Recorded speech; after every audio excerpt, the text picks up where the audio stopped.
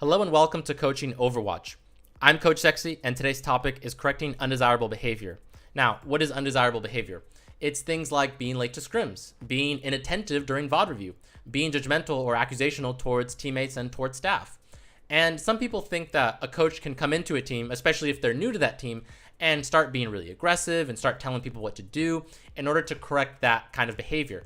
And that can work, especially if you already have the pedigree to back it up and you're well established within the community and well respected. Otherwise, you'll find that players have a hard time accepting new people into leadership roles like a coaching position. So we're going to discuss a more versatile method to correct undesirable behavior. And it starts with trust and respect. Coach Arrow did an AMA recently where he talked about how trust is like a brick wall. And the idea is that it takes a lot of bricks to build that wall, and it's a time-consuming process. And I would say respect is similar to trust in that way. And once you have those walls, or if you think of it as one wall, it obviously requires maintenance. You have to take care of that wall, but in return, it will protect you and your team. So we're going to talk about how to build that first solid foundational layer of that wall. All right. So again, it starts with trust and respect. So how do you get trust and respect? How do you earn that from your players? You earn trust from empathy, and you earn respect from competence. So let's talk about trust. Ask genuine questions. Actively listen to your players and the problems that they come to you with, and show that you care about them and their development. Really just comes down to listening and being really genuine about them and about their problems and about what they bring to the table, right? Respect. The best way to show competence is through communication. If you can articulate your thoughts very well, players respond well to that. They also respond well to a coach that has a strong grasp of the game. If you can show that off to your players, and I don't mean in a boastful way or a pretentious or condescending way, just show that you understand the game, they will respond well to that. So once you kind of get a feel for your players and you feel like you have their trust and you've earned their trust and their respect, and I make that distinction because it's not something you just get. You truly have to earn it. New doors will open for you. So let's talk about that. And by the way, this will take time. Even a very skilled coach, it will take time to build that trust and that respect, even that first layer. So it might take days, it might take weeks, and especially if the team's already in a bad state. Okay, so I need to stress that these tactics and these strategies will not work unless you have a good amount of trust and respect from your players. So that's going to come down to feeling. All right, first example. I know being on time doesn't seem like a big deal, but your teammates see you as a leader of this team. They need your help. I need your help. This team is picking up a heavy load this season, and we can't hold up this load without you. So this is appealing to the sense of responsibility within a player, and this is great because it's assigning meaning to the request. You're not just saying, "Hey, be on time more, please." No, this is much more.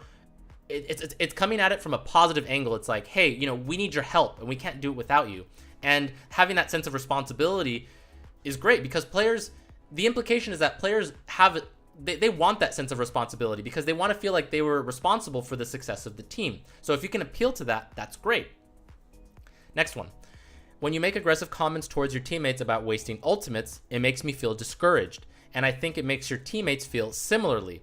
Now, this is a good conflict resolution technique. It follows the model of and then you describe the negative action the other person is taking, blah, blah, blah.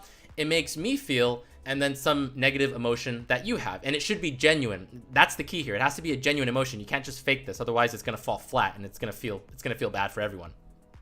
So this is great because you're assigning the blame to yourself and you're taking ownership of the problem. And a player can't dispute the way you feel. So they can't just be like, "Oh, no, you don't feel that way." That's a weird thing to dispute.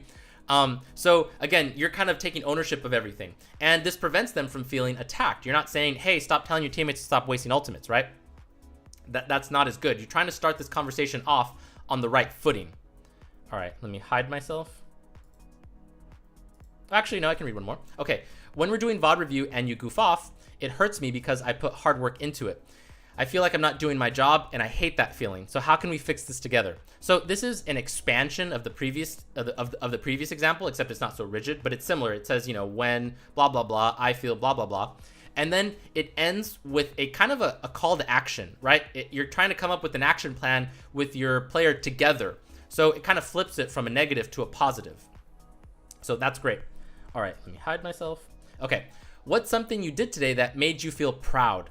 Could be a sick play, a smart strategy you suggested, an uplifting comment, whatever. And then once you've had a dialogue about that, then you can say, what's something you're really not proud of today? Again, a bad play, a demeaning comment, anything. So, okay. So this is a more slow approach to correcting undesirable behavior. With this kind of approach, you have to engage in these kinds of questions and these kind of dialogues frequently. And ideally, you want to start this process early, ideally before problems even start. Because what you'll notice is that in the long term, you'll start to bear fruits from this kind of tactic. Because if you just kind of randomly pull this tactic out on a player to talk about a specific problem, the player might feel reluctant. It might feel like you're manipulating them, playing on their emotions a bit, and it's going to feel foreign. It's going to be no good. They're going to be able to sense that you're fishing for a problem and beating around the bush. So that's not genuine. It's no good. So instead, you want to build a habit of having these kinds of conversations frequently, because there's an adage in medicine where, prevention is better than cure. And the idea is that you want to stop problems before they get to an unmanageable state.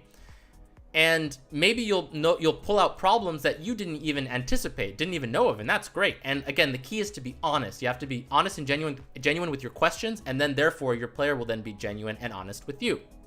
So again, long-term tactic. And it doesn't have to be centered around pride. There are other ways you can tweak this kind of tactic, but this is just one example, right? Okay.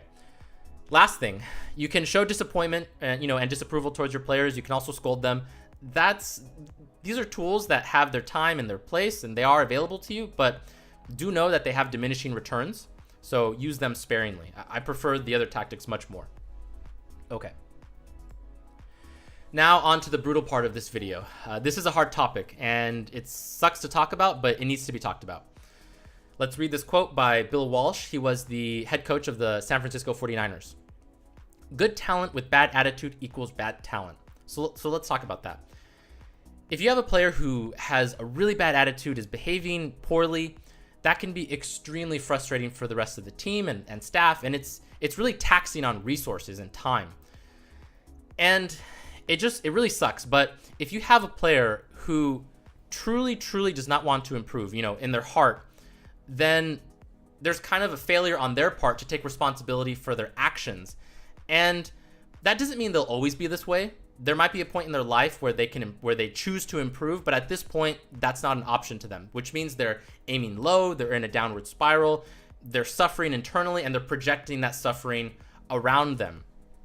So by keeping them in the environment, you're hurting your team, yourself, and that player. So this is the hard part, but at that point, you have two options. You can set a good example for them for as long as you can, endure it, be patient, and if you see signs of life, try to work with that player as best you can, put your best effort in, and then hopefully, like I said, you see signs of life, and then maybe that will work in the long term. But there comes a time and a place where you have to make that hard decision to let them go. And you hope that when you let them go, that, because sometimes people need to be hit multiple times to kind of understand what's happening before they can improve and make that decision to improve. And by letting them go, you might be helping them actually. That actually might be a step in the right, that it might be that next step that they need to get onto the road to improvement because they're not on that road yet. So for anyone who knows someone who battles with addiction, you know that if you force that person to get professional help, it doesn't really work until they've made the decision themselves to improve and to make that change.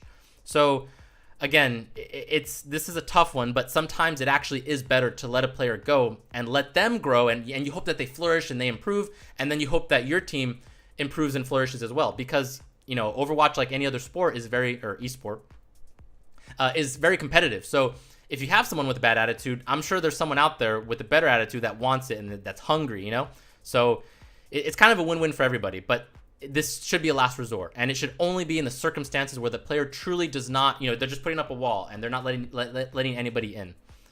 All right, hope I explained that well. Okay, TLDR, earn the trust and respect of your players, then approach problems in a genuine and tactical manner, And finally, if a player truly does not want to improve their behavior and attitude despite your best efforts, then consider letting them go. This is better for that person in the long run, and it's better for your team in the long run as well. Okay, I hope this video was helpful. I'll link a transcription below. Until next time.